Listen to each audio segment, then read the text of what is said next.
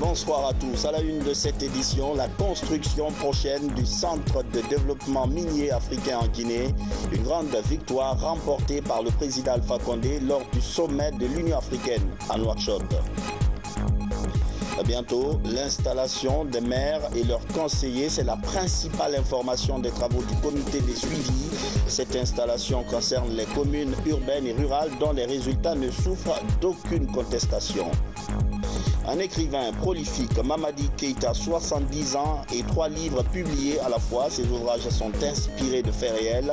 Une série de témoignages également sur l'univers politique et l'histoire. Voilà pour les titres. Madame, Messieurs, bonsoir et bienvenue dans cette édition d'information. La Guinée va bientôt abriter le siège du Centre de développement minier de l'Afrique, une bataille diplomatique remportée par le président Alpha Condé. La bonne nouvelle a été annoncée au cours du sommet de l'Union africaine à Nouakchott. Sanassi Keïta. Nous sommes particulièrement encouragés par la déclaration. C'est une véritable bataille diplomatique gagnée par le président de la République au cours de ses assises de Nouakchott. La Guinée va bientôt abriter le siège du Centre africain de développement minier.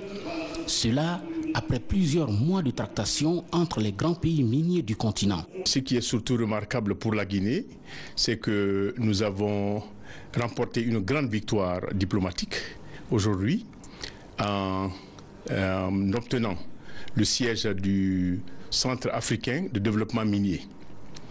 Et ceci, nous le devons surtout à la persévérance du président de la République et ainsi qu'à la pertinence et la clarté des arguments qu'il a avancés en appui à la candidature de la Guinée. Donc nous repartons très satisfaits après avoir remporté ce siège qui est très important. Les objectifs de ce centre minier africain qui va être construit en Guinée sont bien clairs. Il s'agit d'un centre qui va assurer ou promouvoir la coordination entre les pays africains producteurs de ressources minières afin qu'ils aient ensemble suffisamment d'influence pour influencer le cours des matières premières sur le marché mondial. Et deuxièmement, le centre aiderait à renforcer les capacités des pays miniers pour les aider à accélérer leur processus d'industrialisation à travers la transformation sur place de ces matières premières et créer ainsi de la valeur ajoutée et créer des emplois pour la population. C'est la première fois dans l'histoire pour la Guinée, l'un des pays fondateurs de cette organisation panafricaine, d'abriter une structure de l'Union africaine. Ce qui témoigne jour après jour du retour réel de la Guinée sur la scène internationale à travers justement la volonté irréversible affichée par le président de la République, Professeur Alpha Condé. À Conakry, journée chargée pour le Premier ministre, chef du gouvernement. Il a reçu plusieurs ambassadeurs en audience ce mardi. Les entretiens ont porté sur le rehaussement des niveaux de coopération entre les pays de ces diplomates et la Guinée. Sur la feuille d'audience, il y avait aussi le secrétaire exécutif de l'autorité du bassin du Niger. Compte rendu, Ousmane Bangoura. C'est un État qui soutient la Guinée dans les domaines de la construction des routes, des mines et des transports aériens. C'est pourquoi ici, l'ambassadeur des Émirats arabes unis est venu transmettre au Premier ministre, Dr Ibrahima Kassory Fofana, toute la disponibilité de son gouvernement à accompagner la volonté politique de l'État guinéen pour la réalisation de ces projets de développement.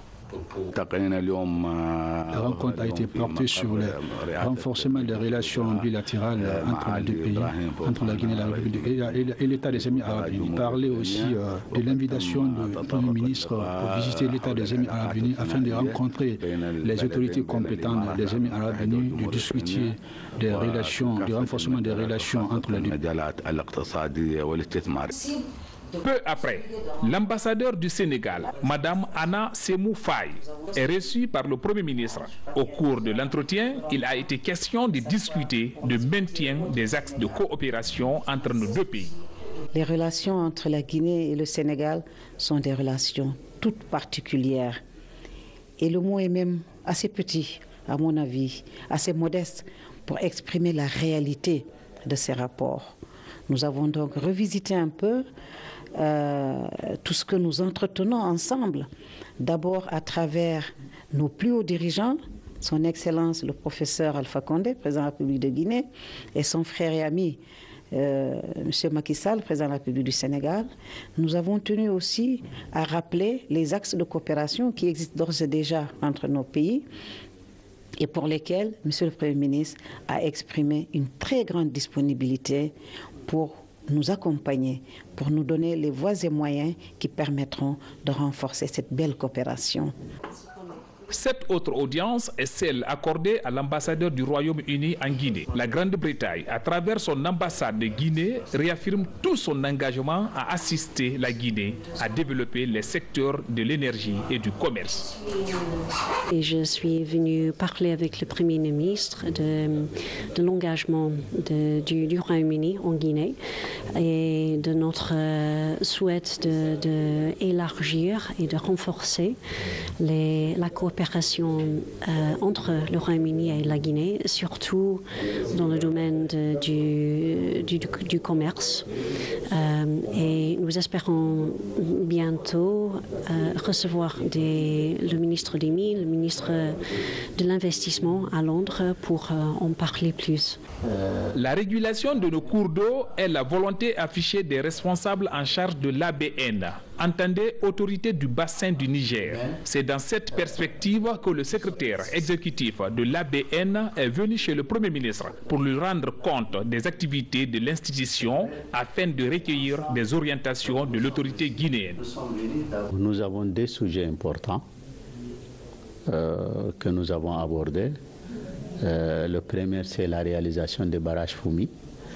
Parce que Foumi, nous le considérons un barrage très important et utile pour l'ensemble des pays. Et aussi, ce serait, selon notre souhait, l'ouvrage commun de l'ABN qui va servir l'ensemble de nos pays sur le bassin. Et aussi le deuxième, nous avons aussi des soucis à mieux faire au niveau des têtes des fleuves en ce qui concerne l'environnement. Au cours de ces différentes audiences, le Premier ministre, Dr Ibrahima Kassori Fofana, a réaffirmé l'engagement du gouvernement à appuyer les actions des partenaires techniques et financiers en vue de faciliter l'exécution des projets.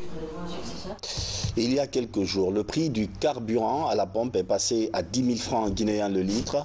Pourquoi ce réajustement? Les ministres en charge des hydrocarbures, du budget et du commerce étaient ce mardi face à la presse. Yassila. Depuis 48 heures, le litre de carburant est passé de 8 000 à 10 000 francs guinéens le litre à la pompe. Une augmentation de 2 000 francs qui défraie la chronique dans la cité. Sur les raisons de cette augmentation de carburant à la pompe, les ministres des hydrocarbures, du budget et du commerce se sont prêtés aux questions des journalistes. D'octobre 2017 à juin, cumulativement, l'État a dû renoncer à cette taxe à hauteur de 750 milliards environ. 750 milliards, c'est énorme. C'est un dérapage budgétaire de nature à rétrécir la surface financière de l'État et l'empêcher donc à investir dans le secteur qui nous préoccupe, le secteur de la santé, de l'éducation et ainsi de suite. Donc, entre-temps, l'État avait une limite puisque ce n'est pas une générosité qui peut aller à l'infini. Quand vous prenez la structure de prix, on est disposé à discuter des composantes avec vous. Chaque ligne de la structure appartient à un acteur. Pour aller rapidement, il y a une ligne qui appartient aux fournisseurs étrangers qui approvisionnent. Ça, c'est le coût d'achat. Il y a les frais locaux qui commencent par le quai, le stockage, la distribution, jusqu'aux marges des intervenants. L'État, s'il doit faire la subvention, c'est pour ça qu'on dit que la subvention, c'est la renonciation aux droits et taxes. L'État ne peut le faire que sous la contrainte de ces taxes. Le gouvernement a ouvert des négociations avec les partenaires sociaux sur les mesures d'accompagnement. Ceux qui parlent de la fixation unilatérale du prix du carburant à la pompe, il faut que la situation soit claire. Il faut distinguer les deux choses. Nonobstant l'accord de 2016, c'est que les questions relatives aux mesures d'accompagnement sont négociées avec les partenaires sociaux. La fixation du prix obéit au contexte économique national et international. Pour les membres du gouvernement, aucune spéculation des prix ne peut être observée. Aujourd'hui, certains produits de première nécessité sont de quelque manière ou d'une autre subventionnés par l'État parce que l'État fait de manière à ce que ces taxes-là ne puissent pas être prises en charge par les importateurs. Heureusement que les chambres de commerce se sont installées à travers tout le pays.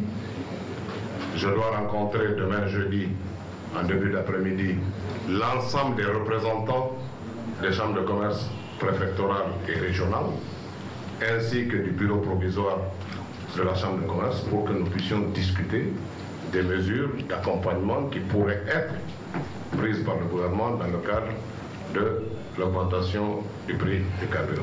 Les rencontres entre les partenaires sociaux et le gouvernement se poursuivent. Après cette édition, vous pourrez suivre les différentes explications dans un grand format que vous propose la télévision nationale. À ce sujet d'ailleurs, nous vous faisons lecture de ce communiqué suite à l'augmentation des prix des produits pétroliers à la pompe et à la notification ce jour 3 juillet 2018 de l'avis de grève de l'intercentrale CNTG-USTG. Le ministre en charge du travail et celui de la fonction publique portent à la connaissance des partenaires sociaux, syndicats, patronat, de l'ouverture des négociations sur les mesures d'accompagnement demain mercredi 4 juillet 2018 à 10 h dans la salle de réunion du CPA de la fonction publique. À cet effet, les ministres en charge du travail et celui de la fonction publique invitent les secrétaires généraux CNTG-USTG et les présidents des organisations patronales CPEG, CNPG, PAG à se faire accompagner par leurs équipes de négociation. Les ministres savent compter sur l'esprit de compréhension et de patriotisme qui a toujours animé les partenaires sociaux. Fait à Conakry le 3 juillet 2018, signé le ministre en charge du travail, Lansana Komara. Deuxième titre de l'actualité ce soir, l'installation prochaine des élus locaux, du moins ceux dont l'élection ne souffre d'aucune contestation. L'annonce a été faite ce matin par le ministre de l'administration du territoire lors de la 24e rencontre du comité de suivi. Le point avec Makale Souma. L'opposition est absente à cette rencontre, mais 5 mois après les élections communales, le comité de suivi des accords politiques décide sur proposition du gouvernement de mettre fin au statu quo et de passer à la vitesse supérieure dans les communes. Le département qui est le mien, le ministère de l'administration du territoire et de la décentralisation, qui n'est qu'une bicyclette, c'est une bicyclette, elle a 2 roues. Ce n'est ni un tricycle, une voiture à 4 roues, elle a 2 roues. Les 2 roues ont pour nom décentralisation et déconcentration. Mais l'une sans l'autre n'avance pas. Et donc le département est plongé dans une apathie générale qui ne saurait perdurer. Le gouvernement, à partir d'aujourd'hui, et par ma voix, sur l'autorisation de son Excellence, Monsieur le Premier ministre, le gouvernement va procéder à la mise en place des conseils communaux et de leur exécutif sur les 330 où il n'y a pas de problème, et parallèlement nous continuons à résoudre les problèmes au niveau des 12 collectivités. Cessons de punir la majorité de nos collectivités. Aujourd'hui, aucune société minière ne paye de taxes parce qu'il n'y a pas de maire, il n'y a pas de conseil. Et c'est au détriment du développement communautaire. C'est une décision majeure. La CENI, de son côté, avance aussi sur la question de l'audit du fichier électoral et les autres questions connexes pour avoir un fichier électoral accepté de tous. Nous allons nous retrouver très prochainement dans une réunion avec l'ensemble des partenaires pour essayer de finaliser, de valider ce processus de coordination technique de l'audit et de mettre tout le monde ensemble, échanger et s'accorder sur la participation de tous les acteurs au niveau de ce processus d'audit. Donc c'est en bonne marche. Nous avons travaillé avec eux et nous sommes pratiquement en train d'aller vers la phase d'exécution de l'audit du fichier électoral. Quant à la loi sur la CENI, il a été rapporté par l'honorable Amadou Damaro Camara de la mouvance présidentielle qu'un consensus est trouvé au niveau des 3 groupes parlementaires et qu'une première mouture est prête. Mais le vote de cette loi prévue ce mardi aurait été reporté au mois d'août pour respecter toute la procédure requise en la matière. Vous pourrez suivre d'autres précisions avec le ministre de l'Administration du Territoire et de la Décentralisation juste après cette édition.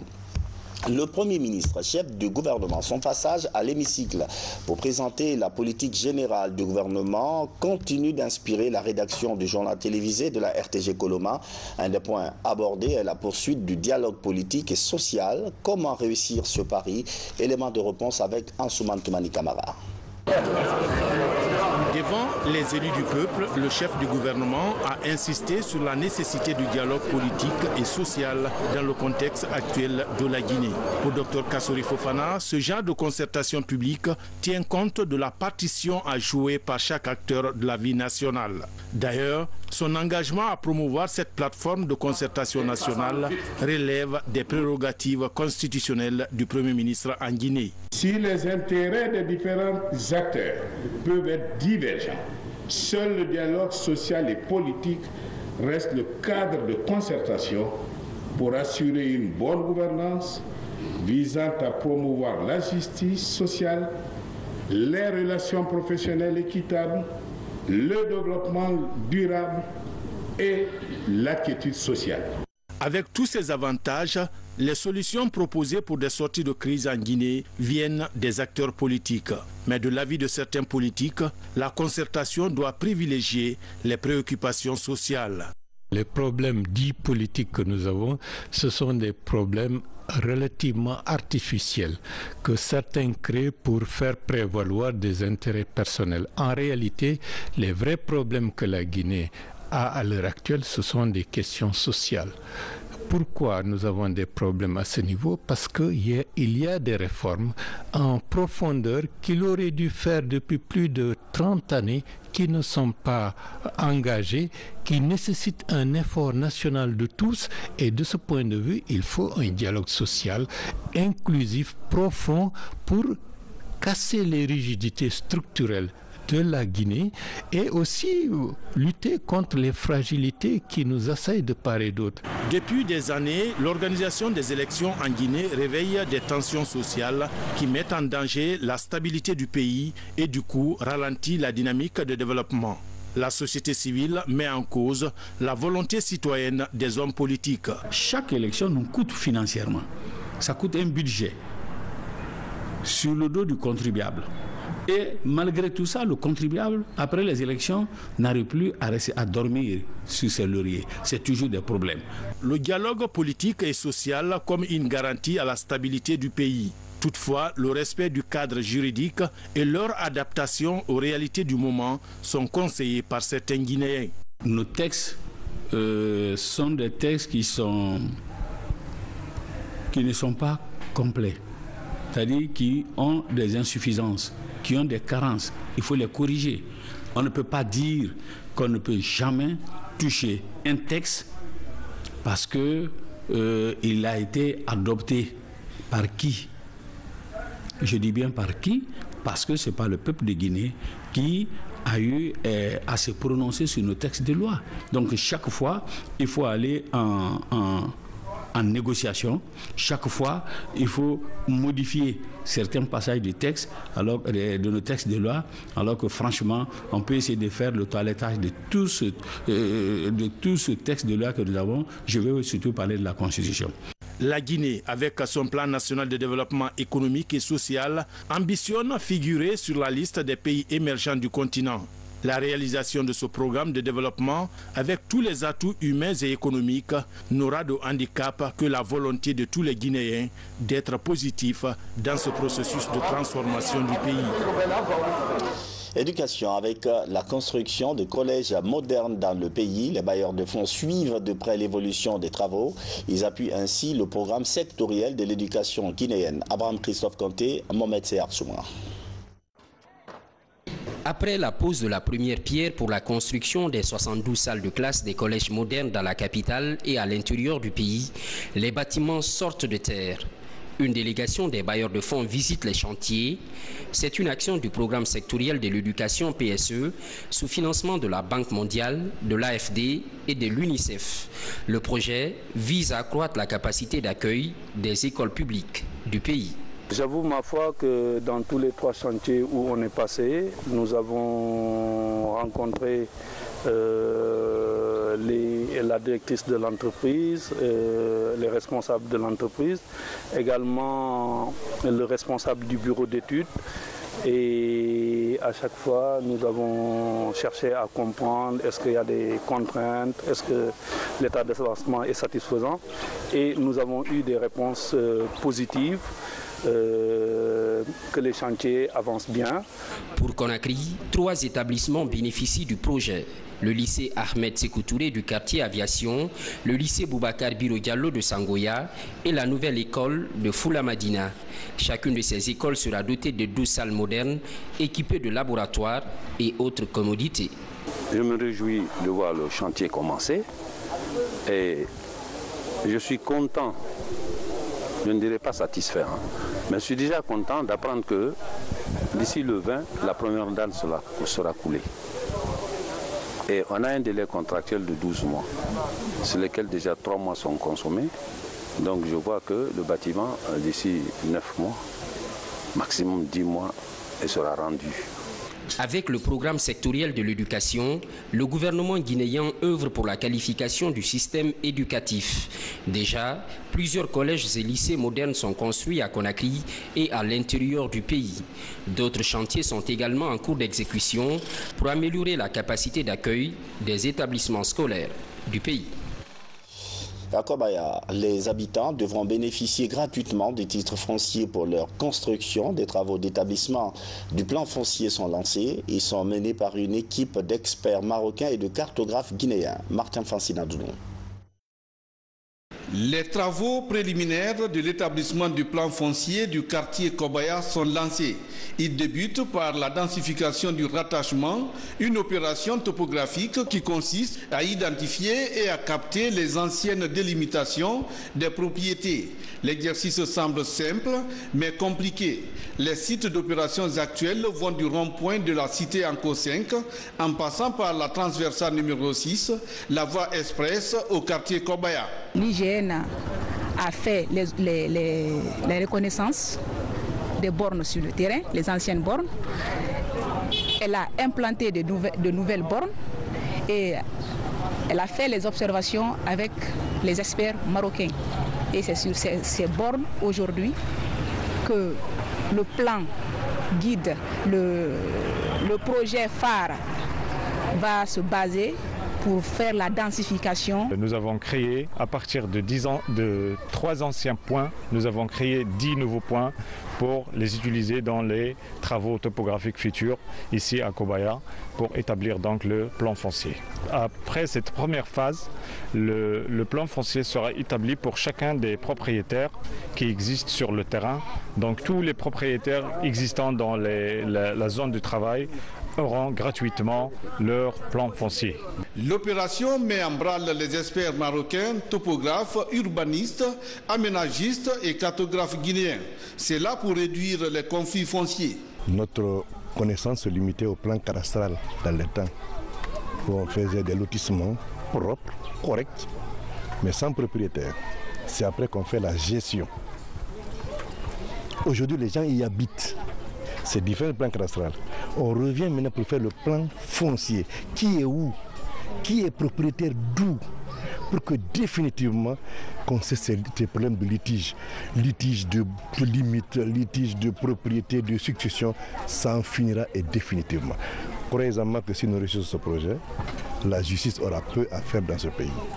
Peu à faire. Au terme de l'établissement du plan foncier du quartier Kobaya, considéré comme zone pilote, chacun des habitants de ce quartier exerçant sur une ou des parcelles va bénéficier gratuitement d'un titre foncier de propriété foncière réalisé aux frais de l'État. La direction Koya, le bureau préfectoral de l'urbanisme, engage la lutte contre les constructions et occupations anarchiques. Une opération de marquage est lancée. Tous les bâtiments et autres installations qui ne sont pas dans les normes seront rasés. Première partie de cette campagne, débarrasser les chaussées d'encombrants physiques. Tabansila. À 50 km de Conakry, la préfecture de Koya, principale porte d'entrée de la capitale guinéenne, se veut attrayante. Ces routes et grands parterres doivent être entretenus. Un défi que se fixe la direction préfectorale de l'urbanisme et de l'habitat. Avec le schéma d'aménagement de la ville de Conakry, qui s'étend aujourd'hui entre Koya et Dubreka, il est de notre devoir de restaurer un peu l'autorité de l'État à Koya, parce que les flancs de montagne qui sont derrière moi sont aujourd'hui envahis. Faute de quoi? Faute de l'érosion anthropique, c'est-à-dire les hommes, nous-mêmes, qui sommes à la base de cette occupation illégale. Du centre-ville en passant par le pont Kaka, la zone industrielle de Kouria et les flancs de montagne, la direction préfectorale procède partout au marquage des taudis, bâtiments et autres installations hors normes. Une activité encadrée par la gendarmerie départementale de Koya. Nous sommes auprès de nos frères civils cadres de la direction de l'habitat de Koya pour les sécuriser. C'est notre première mission. On a fait un premier marquage, mais ils sont revenus là-dessus. Mais il faut toujours qu'on insiste pour que le chasse, ce n'est pas la feuille de paille. Il faut que la zone là soit dégagée. Pour mémoire, la direction de l'urbanisme et de l'habitat de Koya n'est pas sa première sortie sur le terrain. Ces actions s'inscrivent dans la logique non seulement de la sécurité des citoyens, mais aussi une façon de débarrasser la ville et ses périphéries des encombrants physiques pour une meilleure circulation. À Mamou, les acteurs des filières élevage et agriculture se concertent. L'idée, c'est d'harmoniser leur vision autour du développement de ces deux domaines. Ils décident également d'y inclure la pêche. Mamadou Pati Baldé. Selon les experts du développement rural, il existe depuis quelques années un double emploi au niveau du producteur guinéen. Cela entraîne du coup une utilisation anarchique des pesticides, semences et certains itinéraires techniques de la production. Conséquence, les rendements baissent. La tenue de ces journées de concertation des acteurs répond à ce déficit à Mamou. Il y a une multitude d'acteurs et de partenaires qui sont sur le terrain. Mais en réalité, personne ne connaît ce que fait l'autre. Donc, pour harmoniser les activités, il faut une rencontre de ce genre afin que chacun arrive à se présenter et présenter ses activités et dire qu'est-ce qu'il fait et où il fait ses activités et quels sont ses problèmes. Et s'il y a des solutions dans la salle, on ne cherche pas les solutions qui sont sur place. Dans le cadre de ce projet, il y a déjà 2-3 résultats. Il y a un premier résultat pour réaliser des investissements en amont et en aval des filières retenues. Il y a aussi un résultat pour renforcer les capacités des acteurs actifs des différents maillons des filières pour qu'ils soient puissent mieux porter le processus. Et aussi, il y a un dernier résultat sur le dialogue sectoriel permettant les structures techniques, les opérateurs privés de discuter et permettant la concertation entre des acteurs des différents maillons des filières accompagnés par le projet. La concertation permet aux acteurs d'harmoniser les interventions et se rendre compte de la mission que chaque acteur joue dans le cadre de l'appui aux producteurs de la région. Donc ça nous a permis encore de mieux connaître, appréhender les problèmes des producteurs, des paysans et identifier surtout les problèmes de maladies et de ravageurs. Donc ce qui fait un plus pour réorienter nos programmes de recherche et cibler surtout la préoccupation réelle des producteurs. Le secteur agropastoral constitue un maillon essentiel dans le développement socio-économique.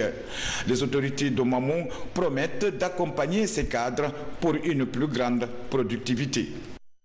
L'actualité nationale, c'est aussi la mise en place d'une plateforme électronique de création d'entreprises. La démarche vise à appuyer les jeunes entrepreneurs à matérialiser leurs idées. D'autres nouvelles de la cité également, c'est dans la rubrique Guinée en bref, commentée ce soir par Algassi Boba.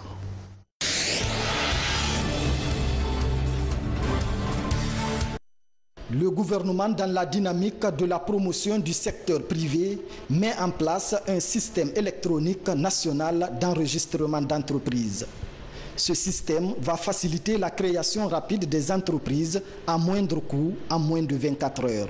Ce que le gouvernement espère, et le Premier ministre l'a rappelé dans sa lettre de politique générale, c'est véritablement d'avoir un secteur privé fort. Et pour avoir un secteur privé fort, il faut qu'il y ait un secteur privé formel, parce que c'est avec les entreprises formelles que le gouvernement va pouvoir aider et mettre en place des politiques incitatives. Parce que quand on évolue dans l'informel, on n'est pas reconnu.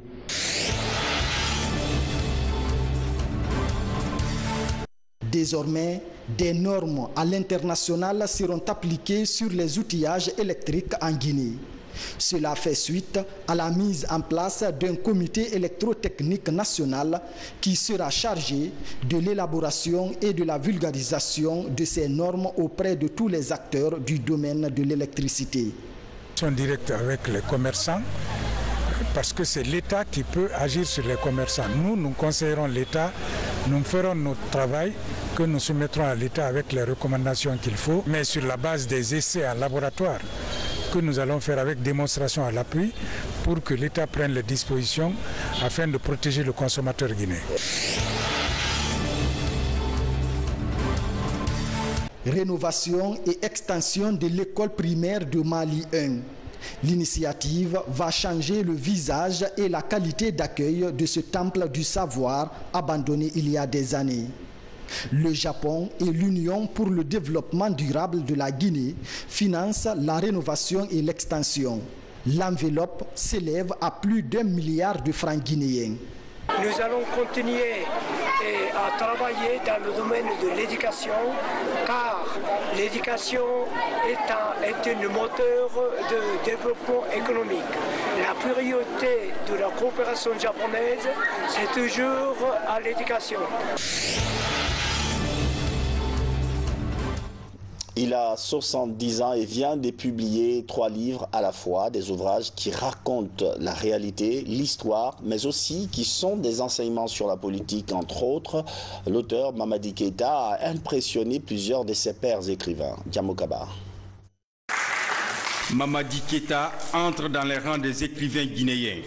À 70 ans, ce dramaturge et poète publie ses 3 premiers livres intitulés 5 hommes d'État à la barre pour la réconciliation nationale, les 100 grandes dates de l'histoire de la Guinée, de 1850 aux accords politiques d'octobre 2016 et le crépuscule d'une république bananière. Des ouvrages qui s'inscrivent dans la stratégie de développement de la Guinée dédiée à la nouvelle génération. Je leur demande un sursaut pour que, d'abord, elles s'approprient de notre histoire qui est mal interprétée. Or, quand on ne crée pas le passé, on ne peut pas cerner le présent, encore moins l'avenir. Nous sommes venus massivement ici pour le soutenir, pour lui dire que nous l'accueillons dans notre cercle, qu'il est là, qu'il est aussi bien reçu dans le cercle que tous les autres qui ont fait le pas avant lui. Nous l'encourageons et nous pensons qu'il va continuer à publier. Depuis de nombreuses années, Mamadi Keïta s'est forgé une solide réputation pour son intérêt à la Guinée et pour son implication dans la formation des jeunes étudiants. Il a créé le club Zénith Afrique Culture pour partager ses connaissances auprès du public juvénile. Ces livres abondamment illustrés par les histoires de la Guinée sont mis en scène par ses disciples. Les résumés qui ont été présentés tout à l'heure sont édifiants. Le premier, qui est même traduit sous forme de théâtre, est un appel vraiment à la logique, à tous les hommes politiques, pour qu'ils prennent en compte les souhaits de leur peuple. Le deuxième, qui parle du procès de l'histoire, peut donner à réfléchir à beaucoup de sociologues, d'historiens dans notre pays, pour revisiter notre passé et faire en sorte que nous puissions extirper en nous les démons de la division. Titulaire d'un diplôme en biologie, Mamadi Keïta est passionné d'écriture depuis 1967. Il est aussi auteur de plusieurs pièces de théâtre et de poésie. Mamadi a achevé la rédaction de ses ouvrages au bout d'une année. Des ouvrages édités par Edilivre, une maison des éditions françaises. Une note un peu triste. Aboubakar Bruno Bangoura, ancien président de la Fédération guinéenne de football et ancien sociétaire du AFIA 77, vient de tirer sa révérence. Il est décédé ce mardi à Conakry des suites d'une crise cardiaque. Bruno Bangoura a été pendant plusieurs années directeur général adjoint des douanes. Il était âgé de 58 ans. Le programme de ses obsèques sera communiqué par la Direction nationale des douanes. Paix à son âme. Amen. La Suède et l'Angleterre se qualifient pour les quarts des finales. Suède 1-0 contre la Suisse et l'Angleterre qui vient de battre la Colombie au tir au but. C'est la fin de cette édition d'information. Tout à l'heure, les explications du ministre de l'Administration du Territoire et de la Décentralisation sur les grandes lignes des travaux du comité de suivi. À suivre aussi les explications des ministres des hydrocarbures, du budget et du commerce sur le réajustement du prix du carburant à la pompe. Bonsoir.